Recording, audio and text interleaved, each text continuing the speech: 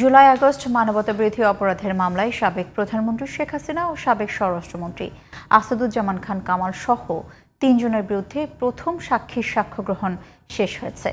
হাজার হাজার মানুষ হত্যার দায়ে তাদের শাস্তি চেয়েছেন প্রথম সাক্ষী খোকন চন্দ্র বর্মন। কাল দ্বিতীয় সাক্ষীর সাক্ষ্য গ্রহণ হবে বিচারপতি গোলাম মুর্তজা মজুমদারের নেতৃত্বাধীন 3 সদস্যের আন্তর্জাতিক অপরাধ ট্রাইব্যুনাল 1-এ। সূচনা বক্তব্যে অ্যাটর্নি জেনারেল আসাদুজ্জামান অপরাধীদের সর্বোচ্চ শাস্তি চেয়েছেন। আর চিফ প্রসিকিউটর বলেছেন, ভবিষ্যতে ন্যায়ভিত্তিক সমাজের জন্য এই বিচার জরুরি। সাইদুল ইসলামের আরেকটি রিপোর্ট। জুলাই আগস্ট মানবতাবিরোধী অপরাধের মামলায় সাবেক প্রধানমন্ত্রী শেখ হাসিনা, সাবেক স্বরাষ্ট্রমন্ত্রী আসাদুজ্জামান খান কামাল ও সাবেক আইজিপি চৌধুরী আবদুল্লাহ আল মামুনের আনুষ্ঠানিক বিচার শুরুর দিন কানায় কানায় পূর্ণ এজলাস কক্ষ।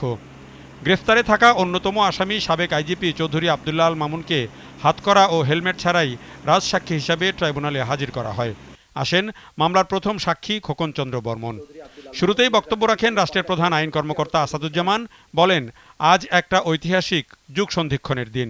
শেখ হাসিনাকে বিশ্বের অন্যতম সেরা স্বৈরাচার ও মিথ্যাবাদী হিসাবে বর্ণনা করে অ্যাটর্নি জেনারেল বলেন, বিশ্বের বিভিন্ন দেশে গণহত্যাকারীদের যেভাবে বিচার হয়েছে ততটা নির্মম না হলেও খুনিদের সর্বোচ্চ সাজা চান তিনি। আমাদের বাংলাদেশের স্বাভাবিক আইনে সর্বোচ্চ শাস্তি যেটা আছে, সর্বোচ্চ সেভাবে আমরা মৃত্যুদণ্ড চাই, সেভাবে আমরা সর্বোচ্চ শাস্তি চাই। পৃথিবীর ইতিহাসে যত স্বৈরশাসক আছেন তাদের যদি কোনো সমিতি করা হয়, সেই স্বৈরশাসকদের সমিতিতে নিশ্চিতভাবেই শেখ হাসিনা ওয়াজেদ সভাপতিত্ব করতে পারবেন। মানব সভ্যতার ইতিহাসে এই বিচার একটি মানদণ্ড হয়ে থাকবে।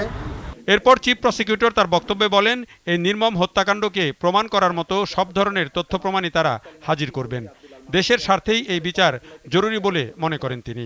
বিচার চলাকালে আমরা প্রমাণ করব যে আসামিরা তাদের কার্যকলাপের মাধ্যমে এমন ভয়াবহ অপরাধ সংঘটিত করেছে যা বিশ্ব বিবেককে নাড়া দিয়েছে।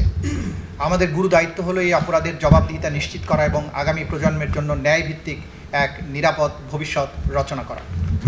এই ট্রাইব্যুনাল বিশেষত এই বিচার প্রক্রিয়া কেবল একটি আইনি বিরোধ নিষ্পত্তির মধ্যেই সীমাবদ্ধ নয়, এটি ধারণ করছে ন্যায় বিচারের জন্য এক জাতির আকাঙ্ক্ষা, পদদলিত অধিকার পুনঃপ্রতিষ্ঠার প্রত্যাশা এবং গোটা বিশ্বকে দেখিয়ে দেওয়ার দায়িত্ব যে বাংলাদেশ আইনের শাসন প্রতিষ্ঠায় বদ্ধপরিকর। এরপর শুরু হয় প্রথম সাক্ষীর সাক্ষ্য গ্রহণ। অ্যাটর্নি জেনারেল ও চিফ প্রসিকিউটরের বক্তব্যের সময় বিচার কাজ সরাসরি সম্প্রচার করা হলেও সাক্ষ্য গ্রহণের সময় তা বন্ধ রাখা হয়। জুলাই আন্দোলন আর যাত্রাবাড়িতে 5 আগস্ট নিজের উপর গুলি হওয়ার নির্মম ঘটনা বর্ণনা করেন সাক্ষী খোকন চন্দ্র বর্মন। হাজার হাজার মানুষকে হত্যার জন্য আসামিদের শাস্তি চান তিনি। তাকে জেরা করেন রাষ্ট্রনিযুক্ত আইনজীবী।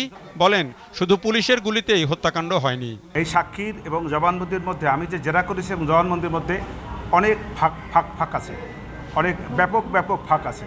ছাত্র জনতা তাদের দেশীয় অস্ত্র এবং আগ্নেয়াস্ত্র ব্যবহার করেছে পুলিশদের উপরে। সেই ছোড়াগুলিতেই এখানকার ছাত্র জনতা যারা নিহত আহত হয়েছে সেইখানেই তারা মৃত্যুবরণ করেছেন, এটা আমি বলেছি। আর একটি কথা বলেছি, পুলিশ মারা গেছেন, এখানে 10, 12, 13, 14 জন পুলিশ মারা গিয়েছে, একথাও আমি বলেছি। সাক্ষীদের নিরাপত্তার স্বার্থেই আদালতে তাদের কোনো ঠিকানা প্রকাশ করেনি প্রসিকিউশন। সোমবার এই মামলার দ্বিতীয় সাক্ষীর সাক্ষ্য গ্রহণ হওয়ার কথা রয়েছে। Saidul Islam, GTV news, Dhaka.